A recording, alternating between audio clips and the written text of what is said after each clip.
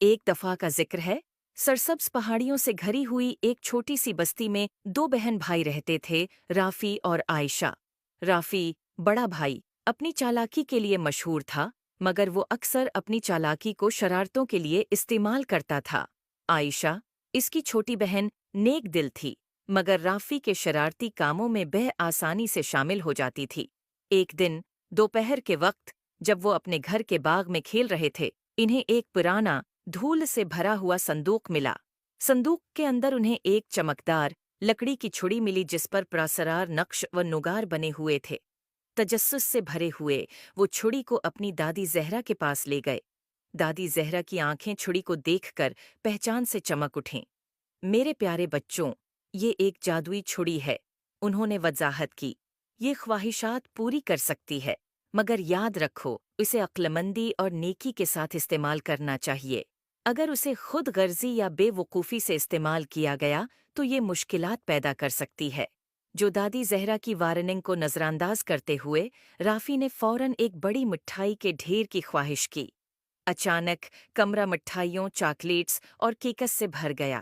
عائشہ خوشی سے چلا اٹھی، مگر جلد ہی انہیں احساس ہوا کہ مٹھائیاں اتنی زیادہ ہیں کہ وہ کھا نہیں سکتے، اور پورا گھر ایک چپچپی گندگی میں بدل گیا۔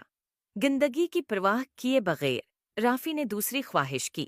اس بار اس نے ایک سنہری سائیکل کی خواہش کی۔ ایک چمکدار سنہری سائیکل ظاہر ہوئی، مگر یہ اتنی بھاری تھی کہ چلانے میں مشکل تھی، اور جیسے ہی رافی نے اسے چلانے کی کوشش کی، وہ ٹوٹ گئی۔ مایوس ہو کر اس نے ایک کے بعد ایک خواہش کرنا جاری رکھا، ہر ایک خواہش کا نتیجہ کسی نہ کسی مصیبت میں نکلا۔ عائشہ، جو یہ سب دیکھ رہی تھی، اسے دادی زہرا کی باتیں یاد آئیں۔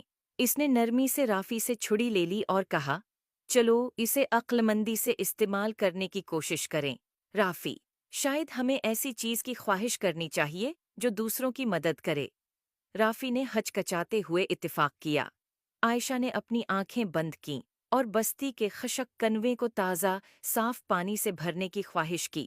جادوئی چھڑی روشن ہو گئی، اور جب وہ کنویں کی طرف دوڑے تو انہیں کنواں چمکتے ہوئے پانی سے بھرا ہوا ملا۔ دیہاتی خوشی سے جھوم اٹھے اور رافی اور عائشہ کا شکریہ ادا کرنے لگے۔ انہوں نے جو خوشی بستی کو پہنچائی، اس کو دیکھ کر رافی نے جادوئی چھڑی کی حقیقی طاقت کو سمجھا۔ اس نے اپنی پچھلی بے وقوفیوں کے لیے عائشہ اور دادی زہرا سے معذرت کی۔